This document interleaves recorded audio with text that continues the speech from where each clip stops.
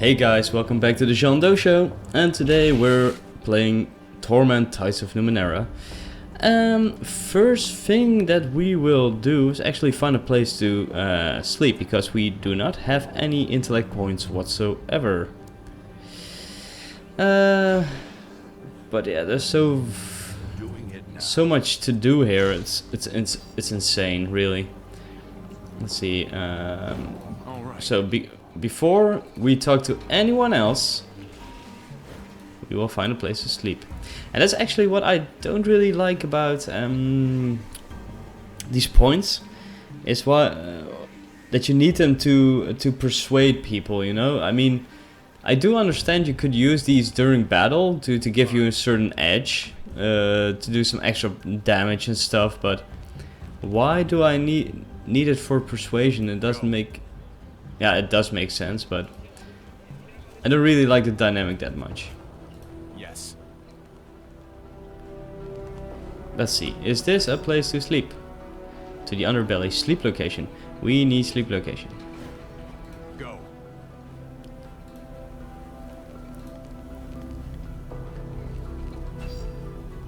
Whoa, what's that? That looks trippy as hell. Absolutely.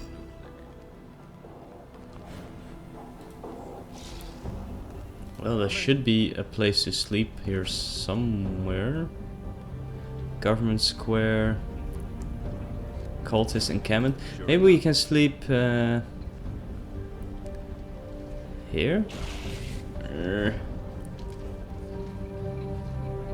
Yeah, let's just give it a try. See if we can sleep over there. Oh, hi. Can it be? What a fortune, what a joy.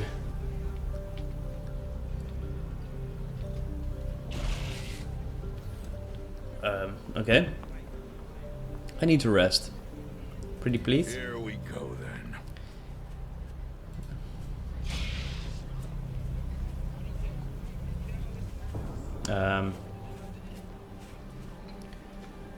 So, Casmine and Mimian.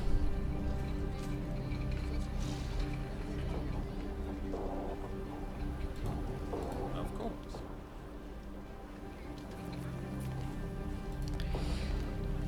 Oh, here they are. Okay. Let's give it a talkie-walkie. As you approach the duo, you see that they are arguing heatedly, but quietly. The petite woman turns toward you. Her hair is unusual, a light, almost yellow color, and her bright eyes dominate her pretty face. "Excuse me, sir. My friend and I were having a discussion, and..."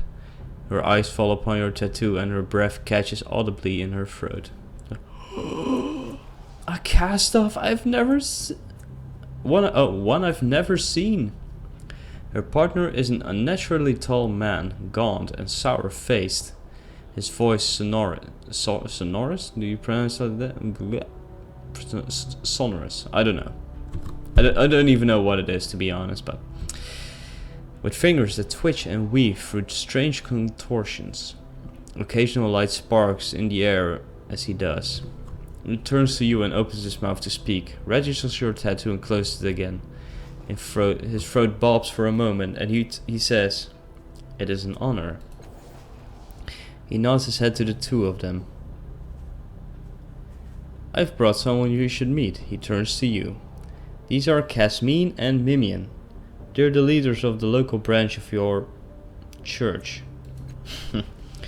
You have our thanks for the introduction, Elegern. Our deepest thanks." He eyes the Aeon priest for a moment as if about to say more, but thinks better of it. "Interesting. Elegern has been rarely so helpful to us in the past." He collects himself. "If I might impose on your time for a moment, will you tell me about your tattoo? How did you shape it? Do you know why it differs from the others?"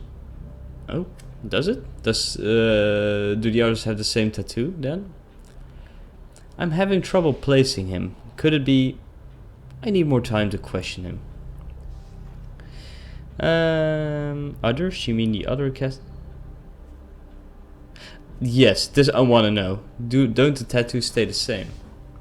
Not yours, revered one. Her voice is the barest whisper as she curtsies. You are a cast-off of the changing god, light of brilliance. His touch is on your head. The tattoo marks you as his child. She gazes at you enrapt. You are not alone. Other cast-offs live, and we treasure each of you. You are welcome here, revered one. We stand ready to serve as we can. Have you any questions for us? Who are you? He considers your words before answering, a thoughtful pause. I am Mimian. I am one of the leaders of the cult of the changing god in Saga's Cliffs, and my primary duty is as chief archivist. My colleague is Casmine. She's responsible for the day-to-day administration of our encampment. Well, what can you tell about the city? The city your sire built and defended? Ooh, did my sire build? The cradle of civilization, the center of the empire of knowledge. His eyebrows rise and his slow tone is effusive. It is among the great works of humanity in the Ninth World. Built on the foundations laid by unknown creators, it has risen to become one of the preeminent cities on Garivia Sound. He pauses. It is somewhat diminished in these latter years, to be sure. Perhaps if the changing god were to return to lead us to glory. Oh, he could. Do you know more about sorrow? She shudders and touches herself ritualistically on the forehead and on her lips. A monster of deepest nightmare. I have heard that it wants you dead. Every one of the Holy One's creations, all dead. I don't know why, but it hates you. Can you tell me more? Can you tell me about my sire? You mean the most accomplished inventor of our time, the hero of Saga's Cliffs, the man who dodged death itself, the Time Weaver, the man who destroyed the Tabat. Oh, we should have so much to say, she casts herself. But perhaps we should wait for another time. That would probably be wise. Do you know anything about a resonance chamber? Rumor and conjecture, nothing more. Idle speculation from those who wish to pretend to knowledge of your sire's motivations passed along as fact. He leans out to touch you. Have you seen it? Do you know where it is? What it does?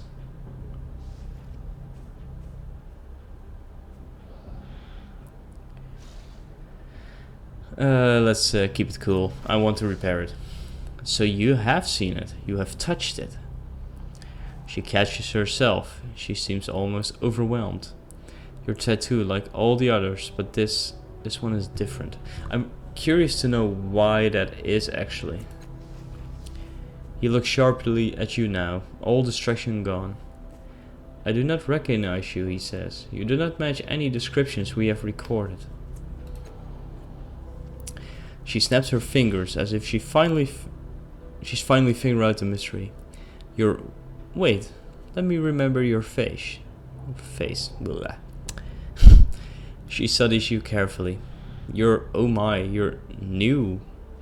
Are you the changing god? Can it be? I don't think I am. She reaches out to touch your sleeve and pulls her hands back quickly. No, I'm pretty sure I'm not him. His eyes flicker toward you, and his mouth draws down a moment, but he says nothing. Maybe not the best answer, but he not satisfied. As I thought, you're a cast-off, one of his children. He touches you with his long-fingered hand as if in consolation. There's no shame in such a thing. Many cast-offs have come to our attention, and some of them have sought to deceive us so that they might seem more important. So we answered correctly. He smiles softly. If you are as new as we suspect, it is better for us to know the truth of your truth of your existence than to bluster and lie. Crestfallen, she touches your shoulder. Are you sure you're not? She catches herself. No. Why would you lie about that? With a noticeable effort, she wrenches herself into optimism and she chirps. But you're new, aren't you? You're new. Have you decided what you'll do? What you'll be? Your sire's other children have done amazing things. Amazing, and no doubt you will as well. I'm curious to see how the others are doing, actually. He lays a hand on her shoulder and his voice is low. Cautionary. Cass. She looks away from you for a moment, swallowing sudden tears, and he says, "We have a request for you." He gestures towards the clock behind him. Dark figures circumambulate. Yeah. Circumambulate. Blah, blah, these clock faces. I theorize that your sire's creation of the time shields that protected the cities established a connection with his future selves. Given this, we believe those figures may be Castoffs or ghosts of Castoffs perhaps.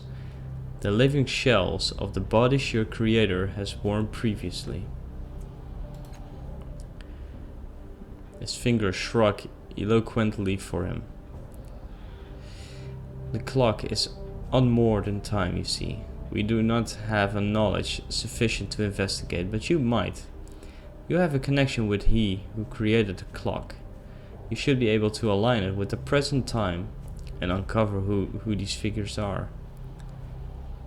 If you cannot, at least you will increase our store of knowledge. Great. She smiles bravely, looking between Mimian and you and says, "And then we can answer the questions you must have, right, Mim?" Yeah, let's do it. This will be a true gift to knowledge, revered one. Perhaps you can find an answer where others have failed.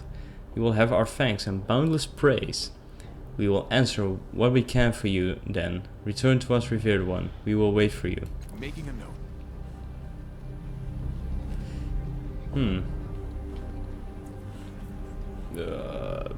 Let's interact. See what it does.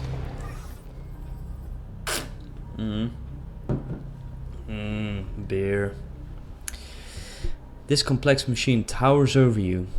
Its purpose is unclear, but the three circular faces set into the ground remind you of clocks. Something is wrong with the machine, however. It's partially transparent, shimmering in the air when you look directly at it. The clock faces seem to show several different times at once. Humanoid silhouettes ripple between the central clock face. One places his hand against the face as though it were a glass wall. They seem to be watching you. Examine the machine. The towering mechanisms waver in the air. Similar to Calestige, it appears to be in several states at once, though all of the machine's states are in the exact same location. Ooh, that's trippy. You can't touch it either, your hand passes through right the structure. As you pull your hand away, a memory strikes you as powerfully as if someone took a club to your chest. Damn. You are working at the clock. It's no longer transparent but perfectly solid. There is a noise behind you. So they've come, the free traders. They think to surprise you, but through the powers of the clock you have foreseen this moment. So I can see in the future with this thing, apparently. There is the faintest sound of metal sliding against leather. You slap a hand on the central clock face, activating the clock's arcane powers. You're not sure what it will do to them, but it's better than what they'll do to you. There is a flash. Arcs of energy stretch out from the clock over your shoulder to your would-be attackers. You don't seem to see what happens to them, but they quickly disappear along with their screams. Okay, so they probably were blown up. As the last shred of the memory fade, A swirl of energy passes through your body. Cold barbs prick every muscle. Suddenly, tidal forces arc from the clock to free ancient devices in the cultist encampment. The clock recognizes something inside you, or maybe vice versa. Either way, you have inadvertently activated the nearby devices. Updated my journal. Updated my journal. Updated my journal.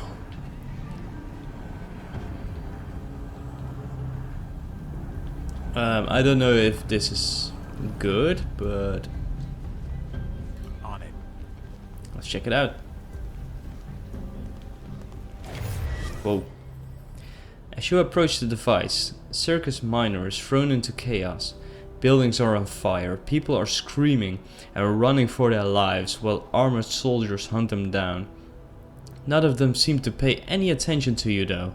It's some kind of vision, not reality. You glance down at the device. A series of images flit across its surface.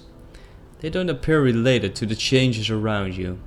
You see faces of other people and places, all of them familiar. Well, let's examine the images. As soon as you focus on them, you feel a warmth on your head where your tattoo is. The images respond to your thoughts, slowing and changing at your whim. It's something about your body that allows you to do this, which perhaps means that only you can even see the images. You immediately recognize the pictures as pieces of memory. Specifically, the 3 memories you saw back in the phantoms of your mind.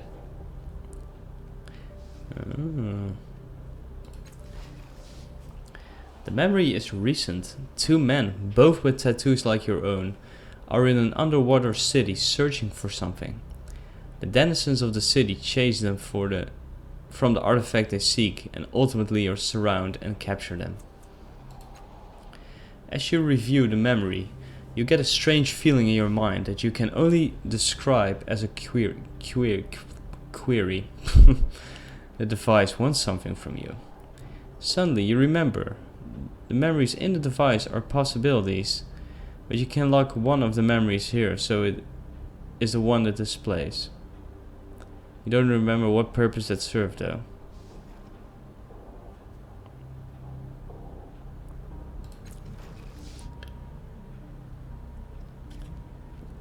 Somehow you know the memories from a long time ago.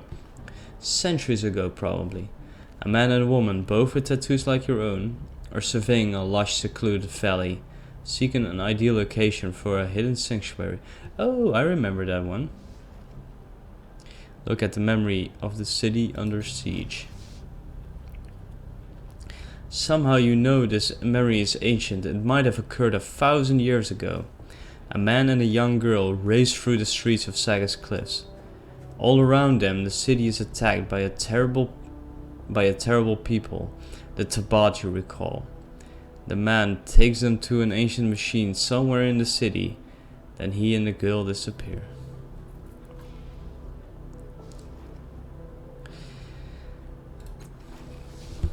Circus Minor is under attack. Squads of armored soldiers roam the streets hunting and killing anyone they find.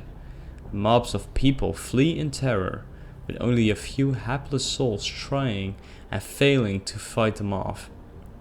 The soldiers are completely encased in jagged metal armor. You can't even tell if they're human. Okay, so we can probably save 1 memory, so...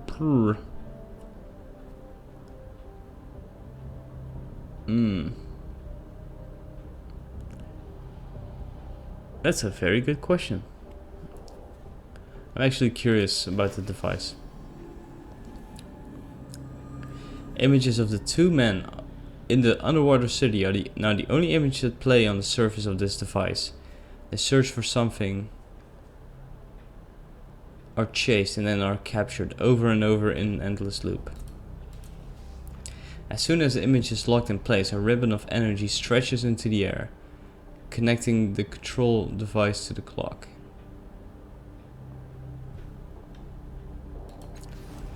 Okay. Fine.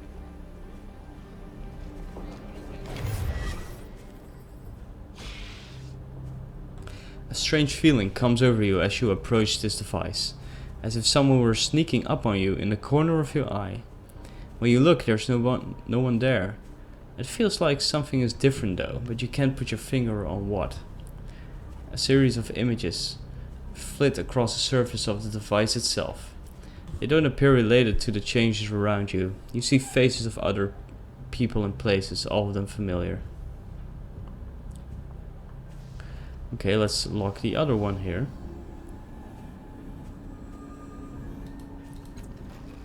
Okay. And this one.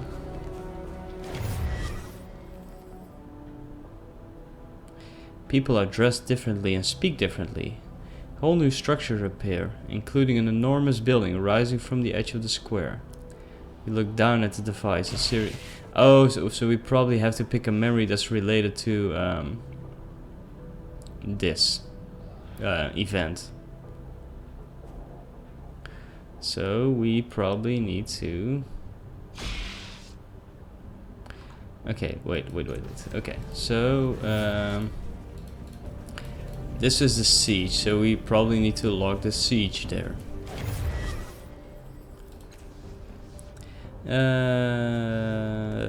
Besiege city.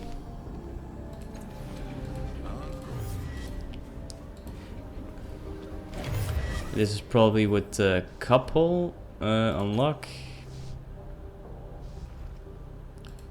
Lush Valley. Alright. And this will be the underwater city.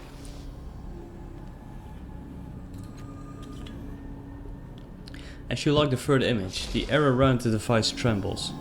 The other devices in the square begin to glow as though they're about to do something. Just as suddenly, the glow on all three devices fades, the image you had logged to this device flickers, and then the three memories flit across its surface once more. The device seems to have reset itself. Let's smash it open.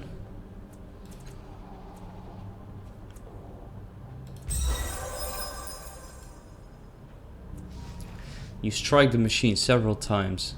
After a particularly mighty blow, a section near the base of the device caves in on itself, and shattered pieces of synth spill out of the hole. The device goes dark, the images are gone, and so are the weird echoes of Circus Minor's past. You've definitely broken it. Whoops. Around the cultist encampment, the other two devices darken as well. But the clock becomes solid. It no longer appears to be in multiple time periods at once. As the clock returns to solidity, a strange thing happens to the sky. The sun races to the horizon and disappears, and Circus Minor is enveloped in darkness. Oddly, buildings in the distance, beyond the edge of the district, still appear sunlit. Ooh, that's weird. Oh no, what have we done? Better not do that again. Well, let's talk to Casmi and see what we... What's the nighttime you're doing? I don't think this was part of the ideal functioning of the clock, but Mimian would know more than me. She looks strangely disappointed. No matter, he says, steepling his fingers. You have tried and proved conclusively that you're not the changing god. Just as well you did not try to deceive us, eh? He smiles. I intend no offense, revered one. There are those among your kind who think to inflate their importance, and we always find the truth. We are pleased that you're not among the number. There we go. He frowns. You have not completed that task. We must honor our agreement, both of us. Okay, so can we now interact with the device?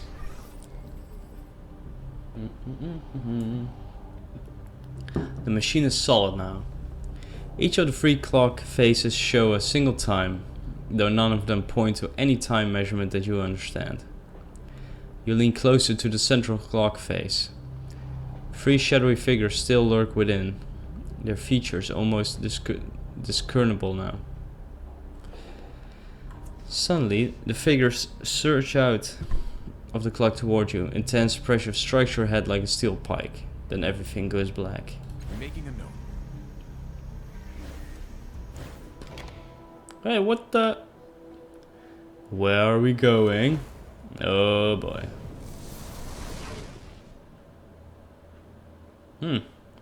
Interesting. But I think this is the perfect time to end the episode for today. But yeah, pretty interesting so far. This game, a lot of really weird things are happening just in the first area. It's pretty crazy, but a lot of fun. Anyway, guys, thank you so much for watching again, and I'll be seeing you later. Bye bye. Hey guys, thank you so very much for watching my video. If you liked it, be sure to give it a thumbs up. If you want to leave a comment, be sure to do it. I would love to hear your thoughts about the video. And if you want to see more of my videos, be sure to check out the videos listed on the left side over here. And you can subscribe to my channel by pressing the button below. That way you will get an update whenever I upload something new. And the good thing about it all, it doesn't cost a thing.